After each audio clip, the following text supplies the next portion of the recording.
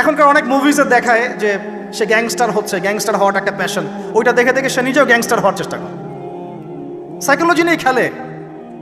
কিছু কিছু মুভিজ এখন রিলিজ করা হয়, আমি দেখি না, আমাকে বলা হয়েছে যেগুলো উৎসাহিত করে মানুষকে এ ধরনের গুন্ডামি কাজ করতে, প্রেমিকাকে নিয়ে পালায় যাবে, এটা করবে সেটা করবে, এগুলো তো উৎসাহিত হয়ে ছেলেবেলারা এই কাজগুলো করে। না পড়াশোনা করতেছে, না ইতিহাস জানে, না সংস্কৃতি, না বিশ্ব, না অর্থনীতি, না ধর্ম। আসলে আসি কোন দিকে? এর চেয়ে আমাদের এর আগের এইজ যাদের বয়স এখন 50-60, এই জেনারেশনটা মাশাআল্লাহ অনেক ভদ্র ছিল। আমি হলফ করে বলতে পারি, আমার কথা আপনারা মন খারাপ করেন না, এটা আমার কনফিডেন্স থেকে বলছি। এখন যদি আরেকটা মুক্তিযুদ্ধ হয়, এই জেনারেশন অস্ত্র হাতে নিতে পারবে না। ওই অস্ত্র হাতে নিবে ওই যাদের বয়স 40, ওই 50, এরাই আমাদের এই যে কিশোর গ্যাং, টিকটক জেনারেশন আর যুবক সমাজকে আপনি খুঁজেই পাবেন। আল্লাহ পাক আমাদেরকে হেফাজত করুন। আর এটার জন্য ভাই আমাদের যাদের দাড়ি পেকে গেছে আমরা দায়ী সমানভাবে। কারণ আপনি নিজের ফিকির করেছেন, আপনার সন্তানের ফিকির কোথায়? আপনার ছেলে সারা রাত পর্ন দেখে, আপনার মেয়ে সারাদিন ছেলেদের সাথে কথা বলে, আপনার ছেলে যে ডেট করতেছে এখানে ওইখানে, জেনা করতেছে, মদ খাচ্ছে, গাড়ি নিয়ে ধুমসে ড্রাইভ করতেছে মেয়েকে নিয়ে। আপনি মনে করতেছেন বাচ্চা ছোট আছে, বড় হলে ঠিক হয়ে যাবে। সুবহানাল্লাহ, আপনি বাচ্চাকে পড়াচ্ছেন না, কোরআন শেখাচ্ছেন না, হাদিস শেখাচ্ছেন না। জেনারেল লাইনে যে পড়াচ্ছেন, জেনারেল লাইনে পড়াশোনা করার পরে সে হচ্ছেটা কি শিখলো? স্যারকে দেখলে থাপ্পড় মারে।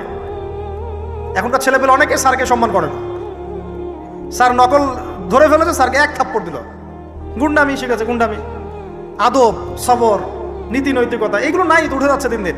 দেখেন আমরাও স্কুলে পড়েছি, কলেজে পড়েছি, কিন্তু আমরা তো বেয়াদব ছিলাম।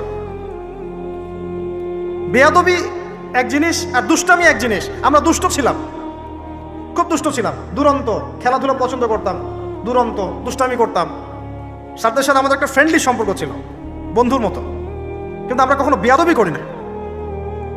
এখন দেখবেন ওয়াজে আলেমদের সামনে গিয়ে বেয়াদবি করতেছে, ওলামায়ে কেরামের সামনে যে একটু ভদ্রভাবে কিছু কথা বলে, মাসালা জিজ্ঞাসা করে, ওখানেও গিয়ে বেয়াদবি করতে, কথা বলাই জানে না কিভাবে কথা বলতে হয়। আল্লাহর ওয়াস্তে ভাই আকীদার আমলের এই যে আখলাকের সংশোধন করেন, না হলে আমাদের সামনে মহা বিপর্যয় অপেক্ষা করছে। আল্লাহ পাক আমাদের সবাইকে কথাগুলো বোঝার তৌফিক দান করুন, বলি আমিন। অনেক লম্বা হয়ে যাবে, ওদিকে যাচ্ছি না, মূল জায়গা থেকে একটু শেষ করে দেব। আপনারা অনেকক্ষণ ধরে অপেক্ষা করছেন, একটু খেয়াল করেন। আর ইউশা বিন নুনের কাছে এখন এরা বলছে নেতা দাও, নেতা। তো ইউশা বিন নুন বলছে ঠিক আছে আমি দোয়া করলাম, আল্লাহ পাক তালুতকে নেতা বানালেন। কাকে? তালুত।